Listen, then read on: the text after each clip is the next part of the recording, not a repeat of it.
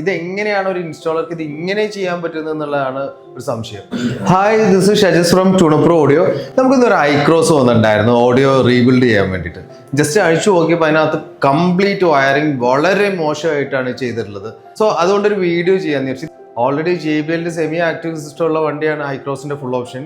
എന്നാൽ അതിന് നേരെ തിരിച്ച് ഇൻപുട്ട് കറക്റ്റ് കൊടുക്കാതെ സെമി ആക്റ്റീവിൽ നിന്ന് പാസീവിലോട്ട് താഴോട്ട് കൊണ്ടുവന്നിട്ടാണ് ഇൻസ്റ്റാൾ ചെയ്തിട്ടുള്ളത്. ജസ്റ്റ് ഒന്ന് കണ്ടു നോക്കാം. ഓഡീസിൻ്റെ ഒരു ഏകദേശം 20,000 രൂപയിൽ വരുന്ന ഒരു ഹൈറസ് ബ്ലൂടൂത്ത് സ്ട്രീമറാണ് ഈ കിടക്കുന്നത്. എല്ലാ കേബിൾസും എല്ലാം ഇതിനകത്ത് ചവറ് കിട്ടുന്ന പോലെ കെട്ടി വെച്ചിരിക്കുകയാണ്. RC കേബിൾസ്, പവർ കേബിൾസ്, നമ്മൾ വീട്ടിനകത്ത് വലിക്കുന്ന ഇലക്ട്രിക് കേബിൾസ് വരെ ഉണ്ട്.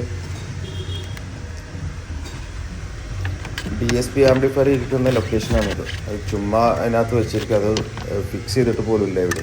ഈ മുകളിലോട്ട് പോകുമ്പോൾ ഹെഡ് യൂണിറ്റ് അങ്ങോട്ട് പോകുമ്പോഴാണ് ഹെഡ് യൂണിറ്റ് അവിടെ എന്തോരം വയർ കട്ട് ചെയ്തിട്ടില്ലെന്നൊക്കെ അറിയാൻ പറ്റുള്ളൂ.